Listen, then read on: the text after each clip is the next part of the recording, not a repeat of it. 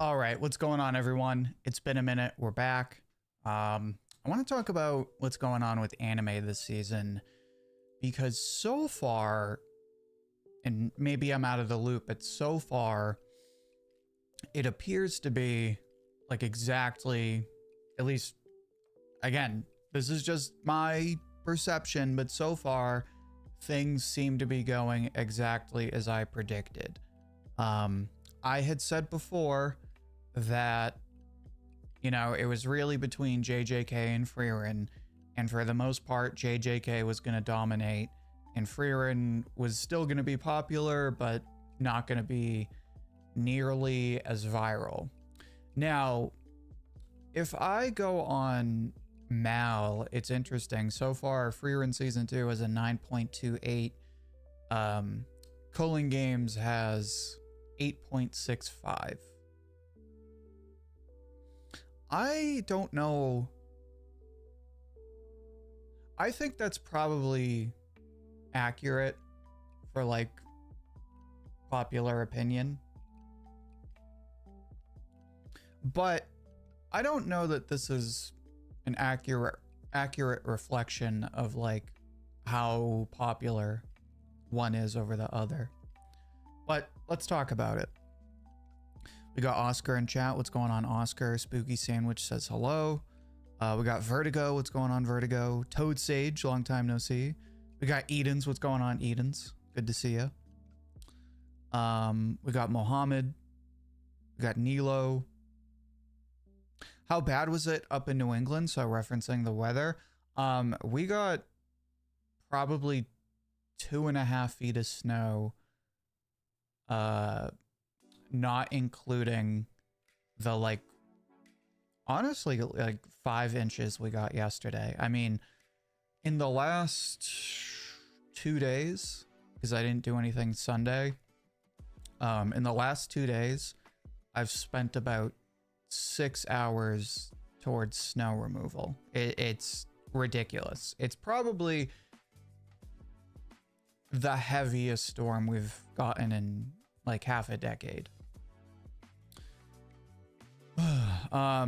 OG Dondadon has it like a 2-week break. Yeah, it's on break today, right? Or this week, and then isn't it on break next week as well? Oh, 13 days. So technically on break for 3 weeks, if you count last week, right? Because this week, next week, and then the week after, right? Something like that. 2 to 3 weeks.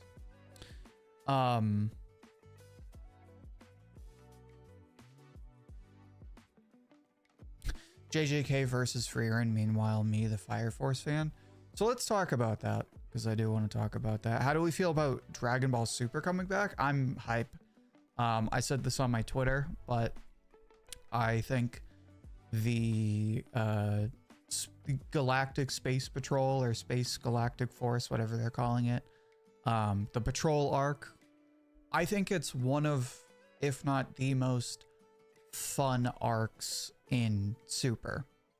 And I use that word deliberately because you can argue like what's the best written arc, which arc has the best fights, which arc has the best power-ups, which arc, you know, has the best fights, right? Like what arc did the best things for Super, right? But I think, so to me, and this is gonna sound weird, but I'm gonna explain it carefully. To me, I'm just gonna call it the Moro arc.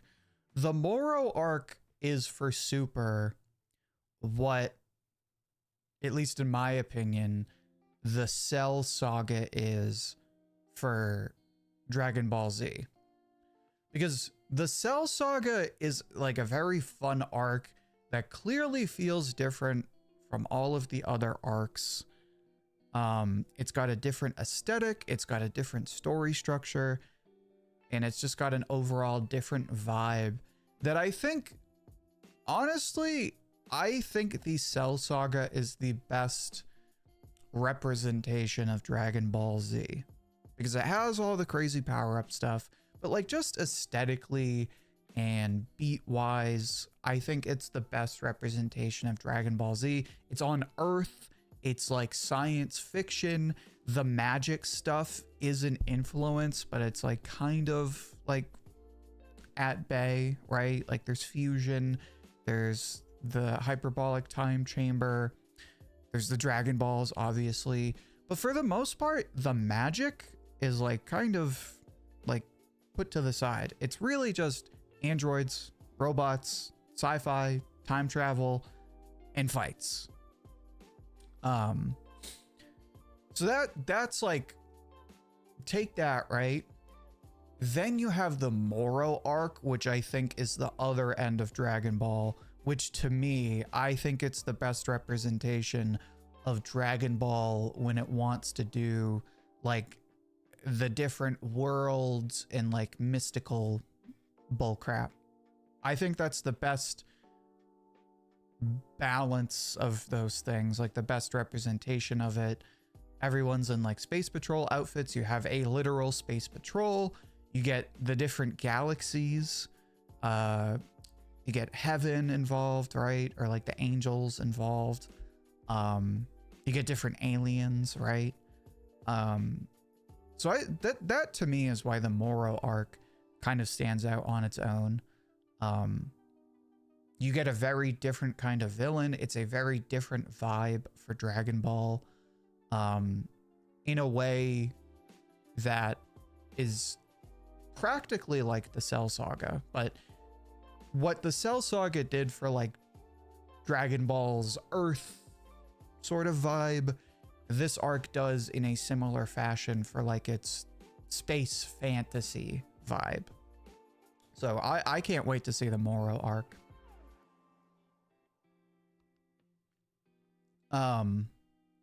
OG, if you looked at Horizon in the Middle of Nowhere was another Sunrise anime? No, I haven't even heard of it. New arc for JoJo Lands? Okay, might be a good time to catch up. Anyone watched Sentenced to be a Hero? No, I forgot about that. I gotta check that out. Thank you for reminding me. Oh, so I have Twitter. Okay. Yeah, it's linked. Go to one of my videos. I always link it in my videos. It's linked in my videos. It should be in the, if you go to the About page for the YouTube channel, it should be there as well. OG, Jormungand's story is more lucid than Black Lagoon. I recommend you watch it. We will check it out. Yeah, Rumiko Takahashi's Mao will be coming out in the spring. Nice. Moro is the best arc in Dragon Ball Super, no question. It seems like the closest arc to the Z series, kind of bouncing off what I said. I do think, if we're talking about like best super arc, I think it's up there.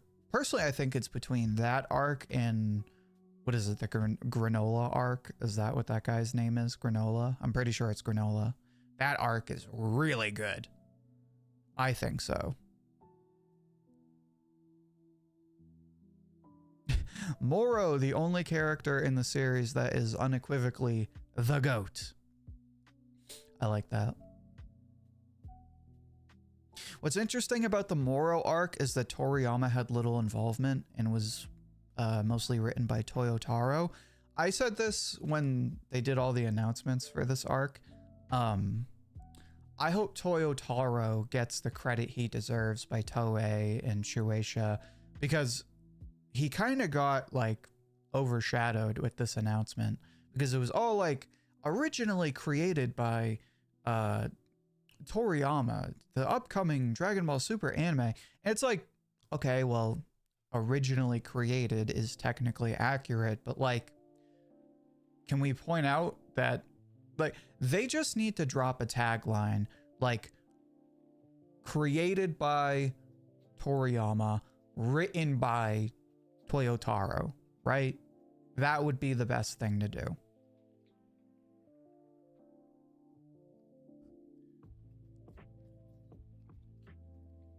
Explain why Record of Ragnarok is garbage. The animation is terrible. Um,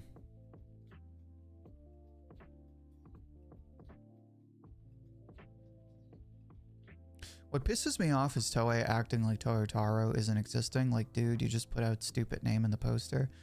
I just think they're not putting his name, like, you know, I don't think it's malicious. I don't think it's, I think at worst it's neglectful. They still have the chance to put his name all over the anime, like when they drop the anime, but it is concerning that like he hasn't gotten the name drop yet. But the good thing is,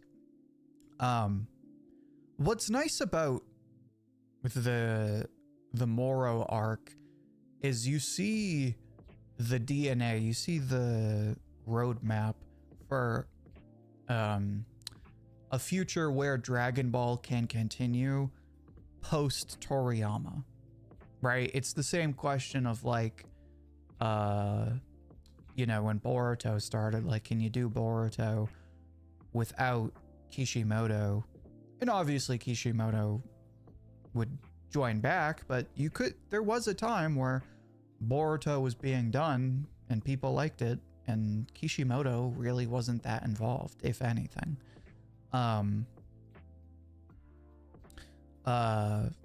Bleach obviously doesn't have that question yet because it ended, and then it only came back because of Kubo. This is another question that people will start asking towards the end of One Piece, right? And I've brought it up on my channel, like, would they do One Piece spin-offs or sequels but give it to somebody else? I mean, you kind of see this with Jujutsu Kaisen Modulo, where Akutami is writing it, but the artist is somebody else, and everyone really likes the art style. So you also see this kind of with Berserk, although I'm not reading those new chapters, so I can't really speak to that. It's always this question of like, you know, can you take the thing that is so, you know, synonymous with original creator, hand it to next writer, and have it work? I think Dragon Ball has a passionate enough fandom, kind of like Star Wars, where you can give it to the next generation and they know it well enough, where if you just give it to a person who cares about it rather than some, you know, corporate insert, right? Some whatever BS writer, they'll get it done. They'll get the job done.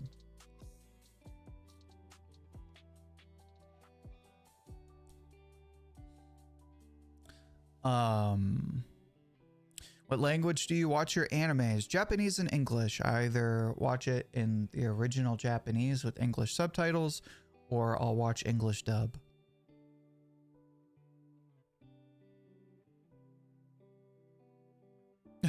Latuma for Fire Force. Awesome. Can't stick around, just wanted to say hi. All right, well, thanks, Oh Height. Love to have you as always. Toyotaro is literally our only chance to get more manga that it actually has Toriyama. He chose him. They not only disrespect him, they disrespect Toriyama that way. Again, I don't think it's definitive just yet. It is slightly concerning, but they still have the opportunity to like put his name all over the anime once it comes out.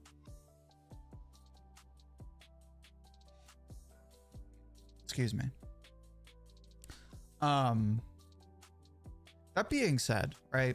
So we've talked about Dragon Ball. I want to reel things back to this season, right? Before we get ahead of ourselves. So let's talk about this season, and I'm going to pull up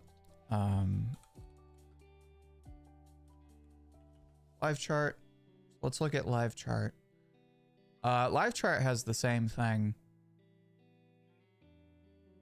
It has Freerun number 1, Jujutsu Kaisen number 2, and then Hell's Paradise number 3. It is interesting. I think we're just in that early phase of like people are kind of starting things, but they're also like letting these anime cook until the end of the season. I really haven't been seeing a whole lot of talk for Frieren. I think for the most part, Frieren is gonna be like, there's gonna be a lot of viewership on Frieren, but I don't really think it's gonna get nearly as much online traffic, online discourse, that's the word, as it did with the first season. I just like, there's nothing controversial as far as I can remember about the material they're adapting. There's like no big fights. It's more of like core Frieren, which is just like not slice of life, but like smaller moments and like character driven moments. Huge contrast to Jujutsu Kaisen, which for the most part, excuse me, when it's not exposition, has largely just been fights.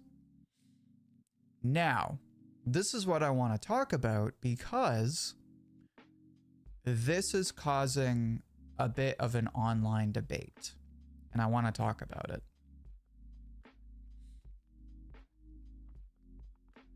The only talk about Frieren going on is how it beat its last season for #1 on Mal. Okay.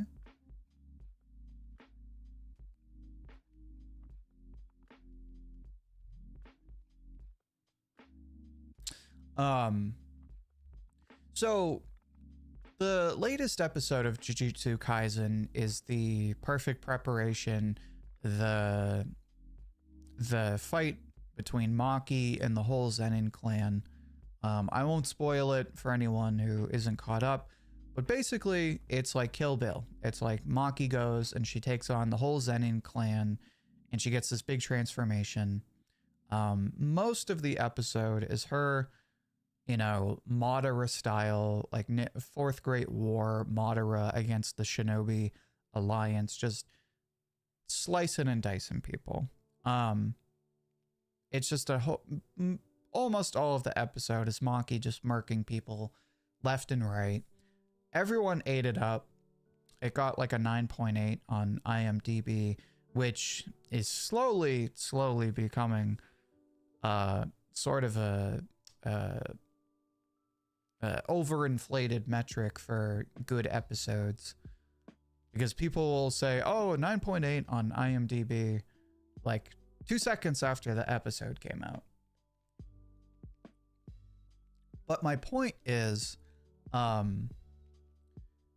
supposedly there was a stark contrast between the mainstream reaction in the West and then the main reaction in Japan. So everyone in, you know, the US, England, Canada, the West, right? At least English speaking, was like, this episode was awesome. It looks great, beautiful, dope, love this. It's hype, raw, aura, etc. Then you had a bunch of people saying, well, apparently Japan, and asterisk, right?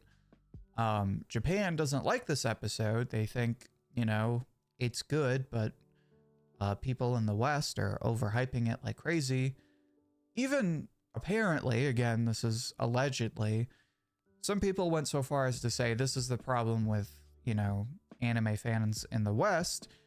They just hype everything up that has like raw fights or aura or whatever, when here in Japan, we like, you know, more character driven stuff. We like, you know, actual like story and writing and, you know, more depth, right?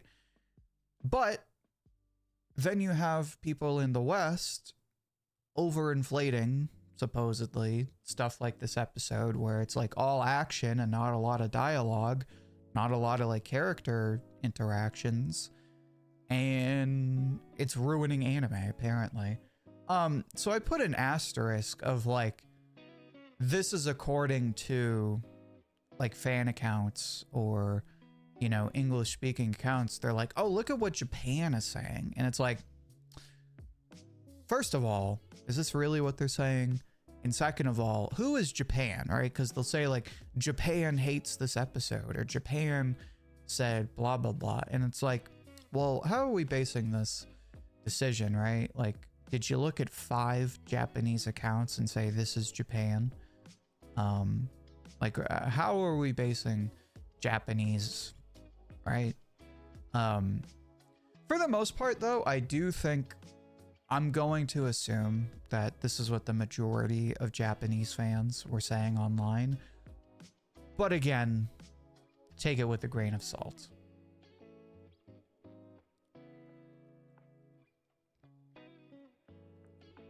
The whole America fans versus Japanese fan is one big misinformation. One post in Japan got traction on Twitter, and now everyone in Japan hates this episode or something. That's what I'm saying, right?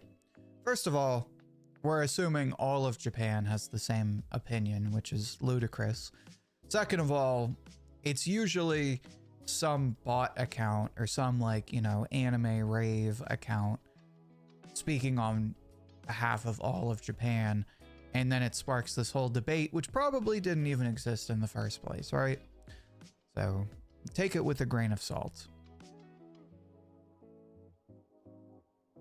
A loud Japanese fan started that debate, and their complaint was about the tone of the episode. Apparently, I heard Screen doesn't feel emotional. Apparently, Japan doesn't like Asuka from Evangelion more than Rei. There's a lot of cultural differences for sure, but this seemed like a kind of silly debate, or at least an overinflated debate.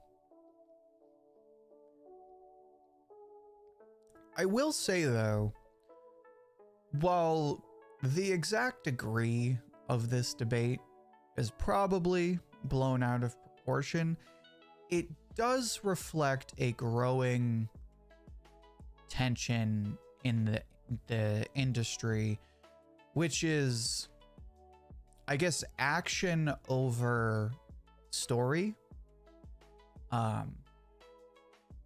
I don't even know if that's an accurate way to put it, but basically, I think this tension is perfectly represented by Jujutsu Kaisen on one side and Frieren on the other side, because both of these anime have all of the stuff that are present in the other, but one is largely driven by one thing and the other is largely driven by the other. Jujutsu Kaisen represents like all the battle shonen, all the weekly shonen jump, all the like fight, hype moments, raw, aura, right? Like Culling Games, Shibuya, put a bunch of characters, make them do cool fights, transformations, all that stuff. Have that be what all the episodes are about. Then on the other end, you have Frieren, which is almost like anti-fight. Like there are definitely fights in Frieren, but they're only in like the most intense moments. And even then, when you do have fights, they're usually very short. They're usually anticlimactic. And for the most part, it's all about the character-driven moments and the smaller moments and paying attention to like one-liners, right? Like lines that are easy to miss if you're not paying attention.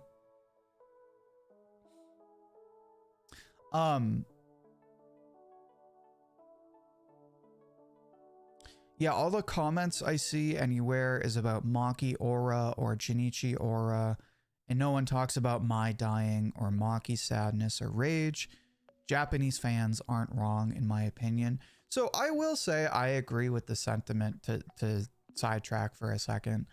I agree with the idea that the tone of the episode felt off. Like, I did not like that they had sort of this like funky, like upbeat song when Maki was fighting a lot of these like nameless characters. I didn't like that. I thought it was very weird. The only reason I can think why they would do that is so that they could later in the episode include like more like slower pacing. I didn't like it, because when I read this scene in the manga, I was like, this is dark, this is gory, this is like, there should be like heavy guitar, like doom music, right? This should literally be that meme, right? Like when the doom music kicks in. But it was like this, like almost like Dr. Stone upbeat music, and I was just like, yeah, that's not it for me. Like, it's not the worst thing, but I'm like, I don't like it. So if that's the complaint, then that's fine. But people were allegedly, again, the complaint was like people are overrating episodes simply because there's fights, right? Which I get. Apparently Kill Bill was the inspiration, which is fine, but they ignore the angry and sad and tragic Kill Bill is too. I would have to look up a particular scene. I haven't seen the Kill Bill movies yet, which is tragic because the Quentin Tarantino movies are some of my favorite movies, and a lot of people claim those are like his best movies.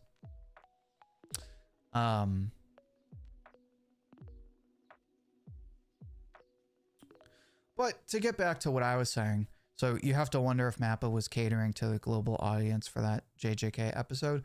It could be, but even then, like, I'm part of the greater audience. I'm part of the Western audience, and I was like, I think this is kind of stupid. Like, I don't like this.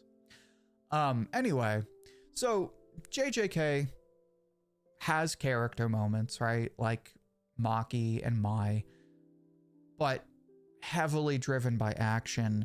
And that is the appeal. Like, that's what fans mostly invest in. Frieren has action, right? There's cool fights, there's cool attacks. But for the most part, you're in it for the characters, you're in it for the character growth, the character dynamics, the slice of life moments, but also like the smaller moments, the like more introspective moments, the like artistic moments.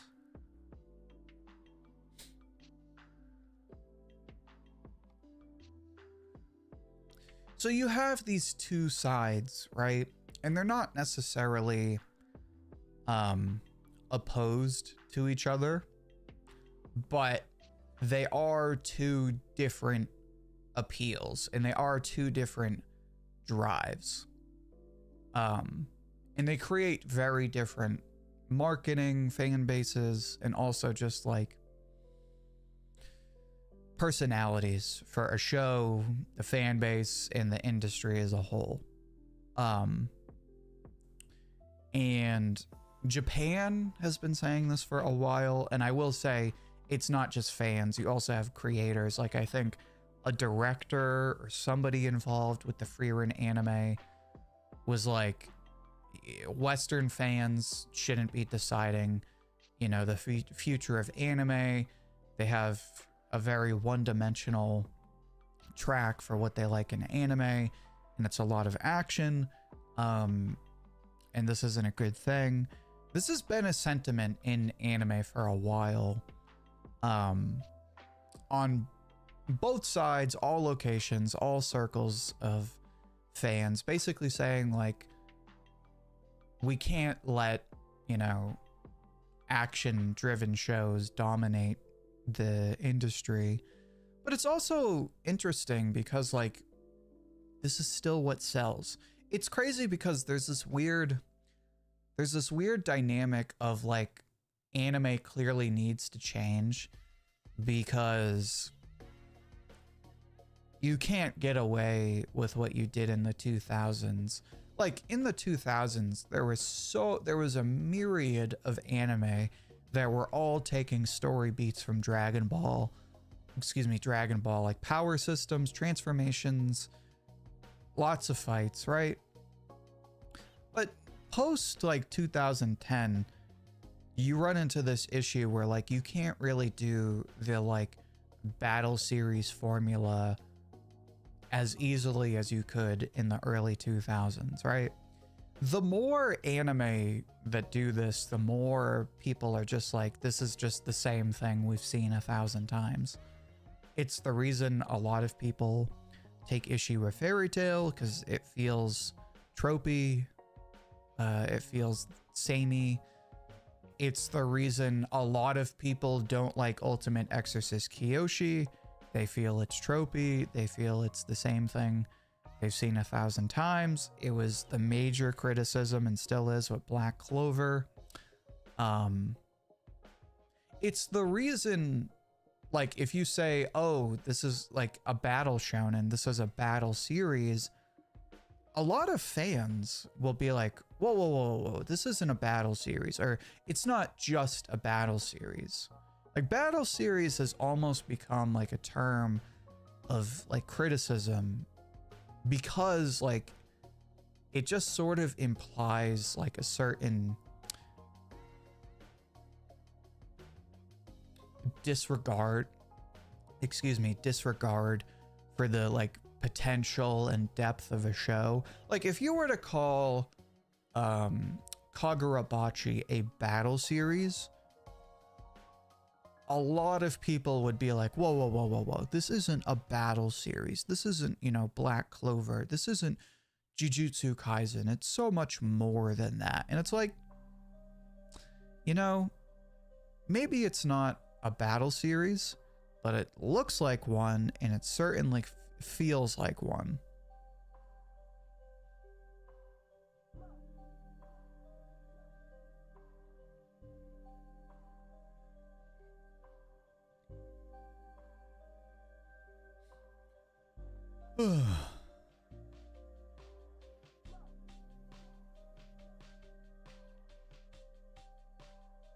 The worst thing about this debate is that people like me who watch for the plot and action feel like they have no place.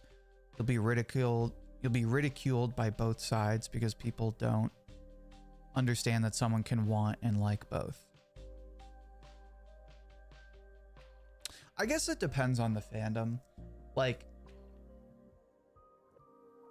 and again, maybe I'm out of the loop, but I feel like if you talk to Frieren fans and you're like, yeah, it's pretty good, but I wish there was, you know, more fights, or I wish fights played a bigger role, I feel like most fans, for the most part, would be like, yeah, okay, I can understand that. But if you were to tell like hardcore Jujutsu Kaisen fans, like, yeah, it's pretty good, but I wish it was more character driven, they'd be like, oh my god, what are you talking about? Yuji, Megami, the depth of Gojo, right? The complexities of Sukuna. It just, I really think it comes down to the fandom. You literally either have people saying it has no plot, it's battle slop, or people saying you watch it for the action, why do you need a plot? What happened to liking a lot of things?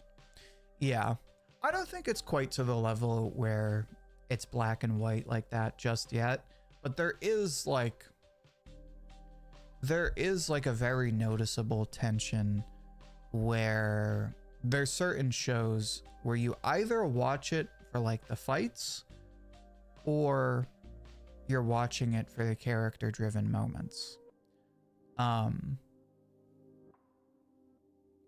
And the shows that do both well, but neither thing like particularly well, usually struggle to stand out in the mainstream.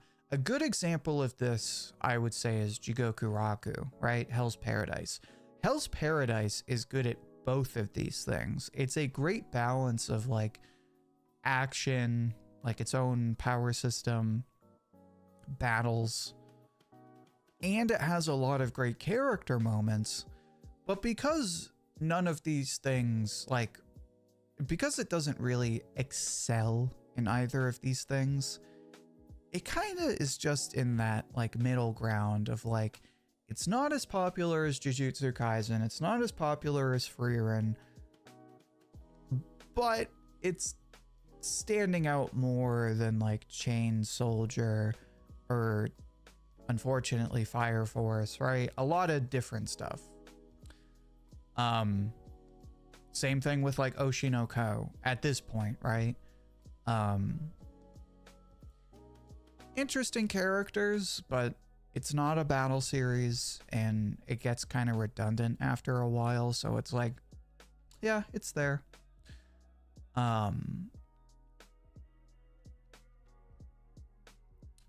Dr. Stone is another example of this, where like it's always been mainstream, but because it's not a battle series, it like never really makes that cutoff. Whenever someone insults Jujutsu Kaisen, the answer is usually just watch it for the fights. I rarely see people trying to defend the series for having a good plot. You have to really try hard. I think it depends on the kind of fan you talk to.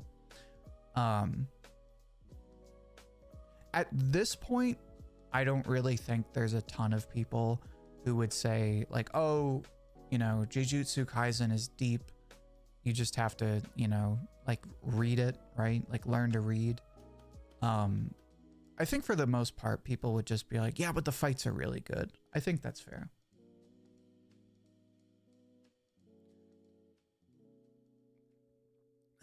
You don't understand the themes of useless Miwa? Bro, if Miwa was a more important character, I'm just saying, maybe that ending would have been different.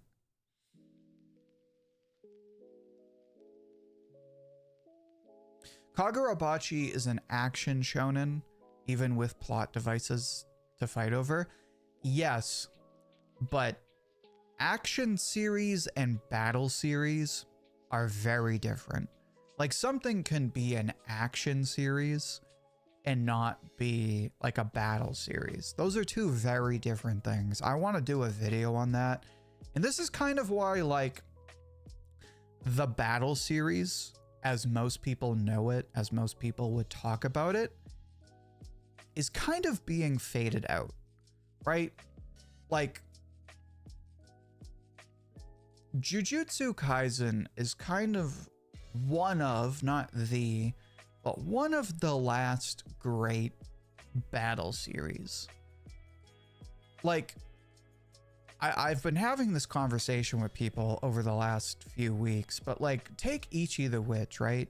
Like, would you call Ichi the Witch a battle series?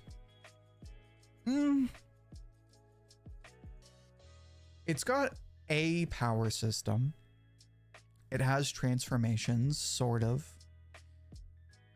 It kind of has tournament arcs, right? But it doesn't feel quite like a Dragon Ball. It doesn't feel quite like a Jujutsu Kaisen. It definitely doesn't feel quite like Black Clover. So it's like, it's close to that threshold. To quote Bleach, it's on the precipice. Same thing with, again, Kagurabachi.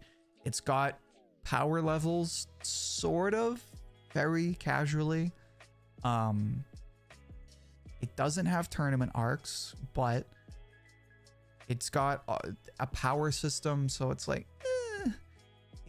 the pieces are there, but again, it clearly feels different from like a Jujutsu Kaisen or a Dragon Ball.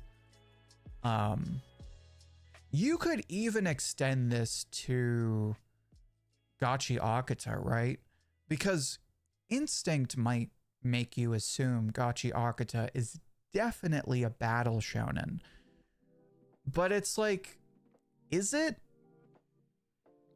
It's got powers. It's got a power system. It's got transformations. Again, sort of. I think it kind of has like tournament arcs.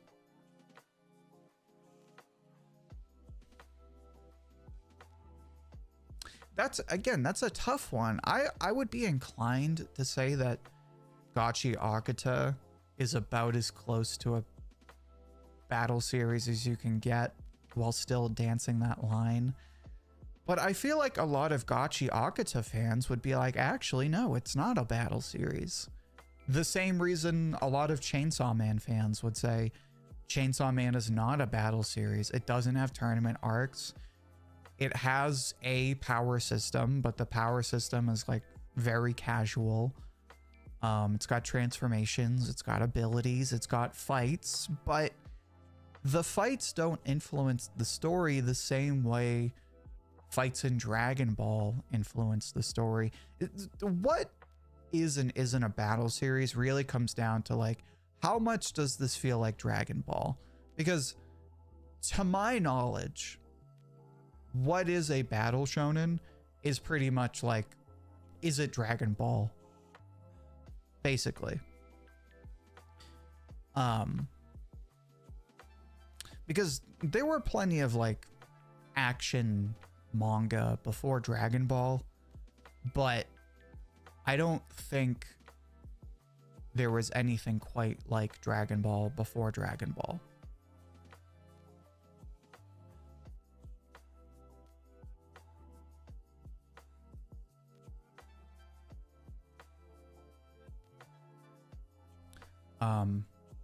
Pardon me while I jot something down.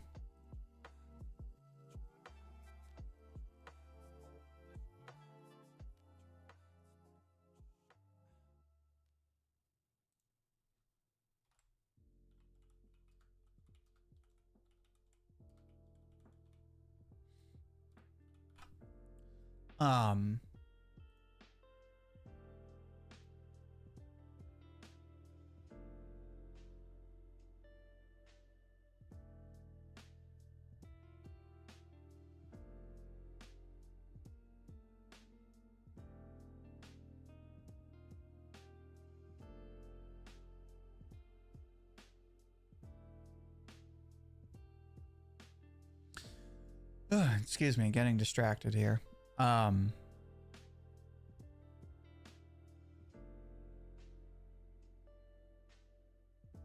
Ichi the Witch. So again, this is what I feel a lot of people would say. Ichi the Witch is definitely action fantasy, not just battle shonen. That's the thing. I feel like more and more series are borrowing the tropes of the battle shonen formula, but blending it with other genres, right? I think the perfect example of this really is Dawn to Dawn, because as of the last year or so, Dawn to Dawn feels an awful lot like a battle shonen.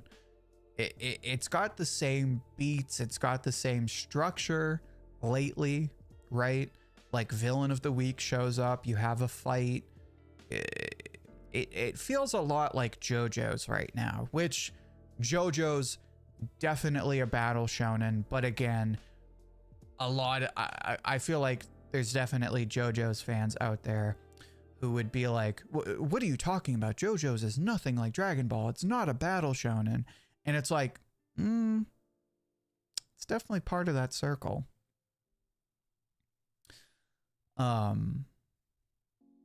But Dawn to Dawn is another one where it's like, it looks like a battle shonen, feels like a battle shonen, but the fights aren't as decisive in the series as, they're not as all, they don't make up the whole story, I guess is a good way to put it. Excuse me. If characters are consistently fighting, it's a battle series.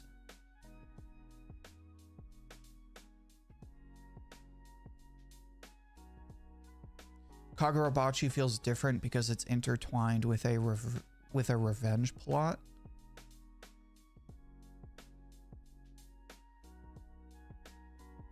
I mean, you could say the same about JoJo Part 1.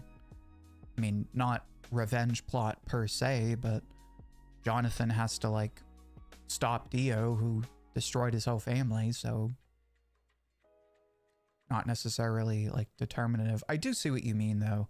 Like there's more layers to it than like just the fights. Gachi Akata is what if a battle shonen in revenge fantasy. So again, blending genres. In the case of Jujutsu Kaisen Episode 4, I love the action on screen, even if some things could be improved, but I also love the whole theme of the long simmering corruption of the Zenin clan and Maki finally breaking after all of these years, and the Zenin clan drinking the beer they poured for themselves. That's a good expression. I like that one. Drinking the beer they poured for themselves. I like that. I must have missed this in the manga, but I think it's really funny how, like, when Maki snaps, what's his name and Jinichi are like, oh my god, we have to stop Maki. She's what's the expression? Breaking out? No. Crap. What's the trend when a character just like breaks down? Not a breakout. Breakdown. What the hell? When a character just like loses their mind and they just like have a monologue that they've been dying to say to everybody. Crap, I can't remember what it's called. Not breakout, not breakdown. What the hell is it called?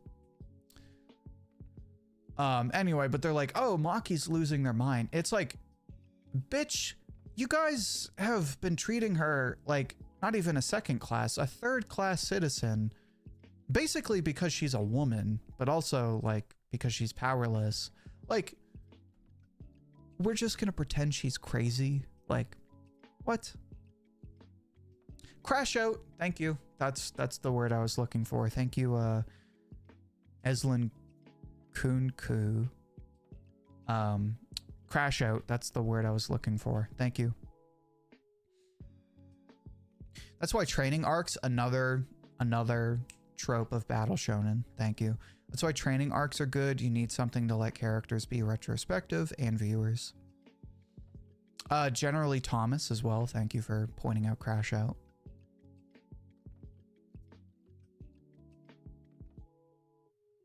Most battle shonens don't have tournament arcs. Yeah, that's true. It's not, well, I don't know if most is the right word, but not everyone has a tournament arc. So Bleach doesn't have one.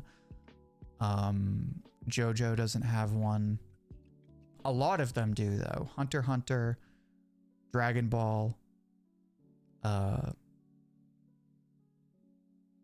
One Piece doesn't have one, that's fair.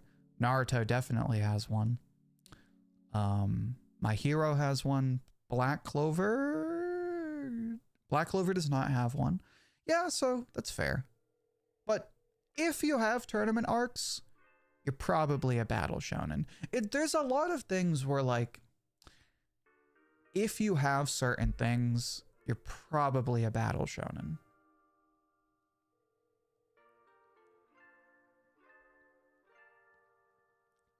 Yeah, at some point, probably next month, I think we'll do like a retrospective for Gachi Akata, because my understanding is like this current arc is either just starting or wrapping up. So I think maybe I'll try and get somebody on like Yato Gami or somebody else and talk about the last arc, the last like whatever 80 chapters. I think that would be a fun thing to do and like a nice way to like kind of review the arc without doing like a formal review. So thank you, Oscar, for pointing that out.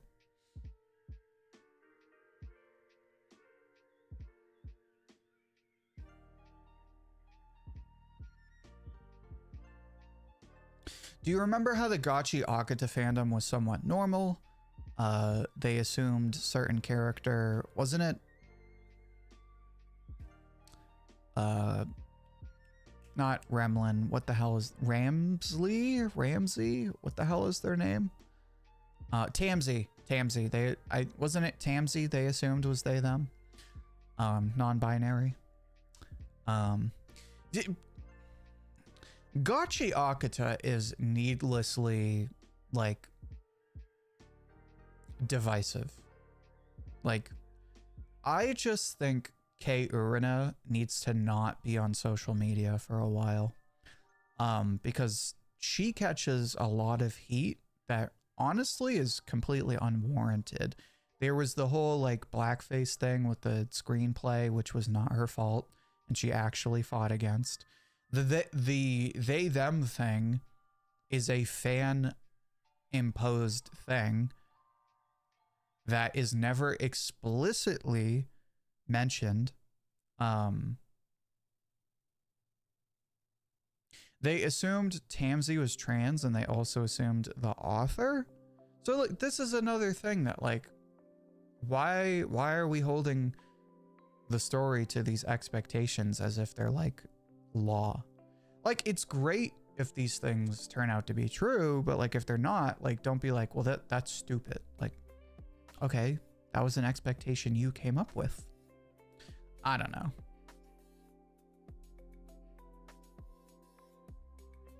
That's crazy though. I also think that like that doesn't represent the whole fandom. I think for the most part, most fans are like, that's fine, I don't care.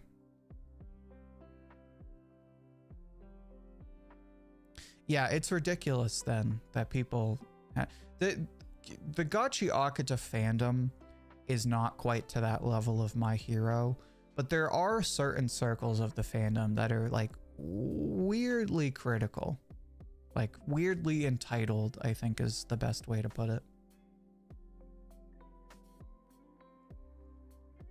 I actually disagree. Is Full Metal Alchemist a battle shonen? I don't think it is, because the fights don't really dominate the narrative like a Dragon Ball. It's not even Japan Twitter, it's English speaking Twitter. I don't think Japan Twitter is really the source of the criticism. I could be wrong though. To me, it seems like mostly English speaking fans.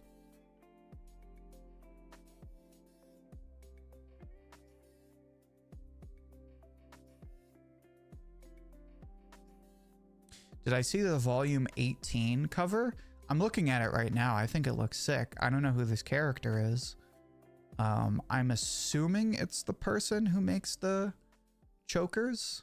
I don't know. That's how far behind I am. I need to catch up on Gachi Akata.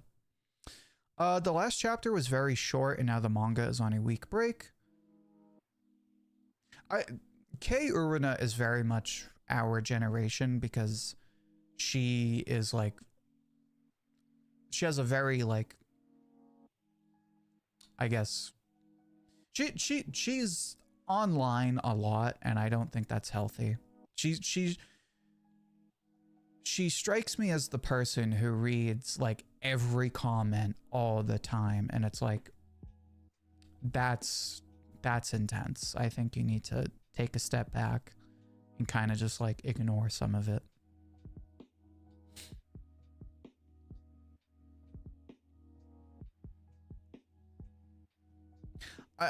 I think it's a situation where like, definitely post on Twitter, but like, don't be reading all the comments because most of them aren't going to be good. So as someone who's been in the fandom since before the anime, I think it's mainly a problem that started as the anime brought in more bad fandom cultures like agendas. Yeah, it usually happens after an anime when a fandom gets too big for its bridges, so to speak, for its bridges. Yeah. What are you hoping to see from Dawn to Dawn in the next 10 or so chapters? I hope we get Rin and Koki their powers back. That's really the only expectation I have. What else? Yeah, anyway, that's really all I have to say today. I've seen theories that we might be in a situation where My Hero ended and now fans from there moved to Gachi Akata. I mean, maybe, but that's a pretty broad generalization. I mean, My Hero's one of the most popular, most mainstream series in the last decade or so. So that's like, who isn't a My Hero fan? You know what I mean? Like, not everyone, a lot of people might put like My Hero fan on their account, but not everyone is walking around like, I'm a My Hero fan, right?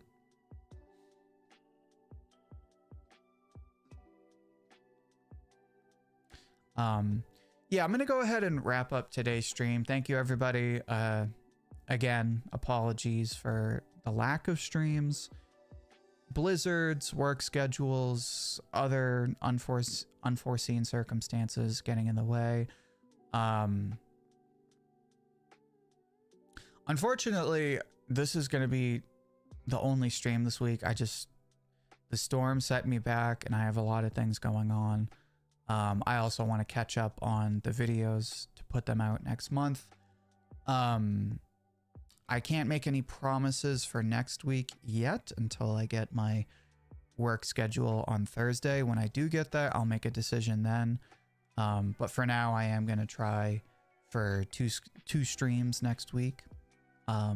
Check out today's video if you haven't watched it yet. I had a lot of fun making it, and there is a part 2, so make sure you watch it now before part 2 comes out this weekend. Other than that, thanks everybody. Thanks for a great conversation, and I will see you next week. Peace.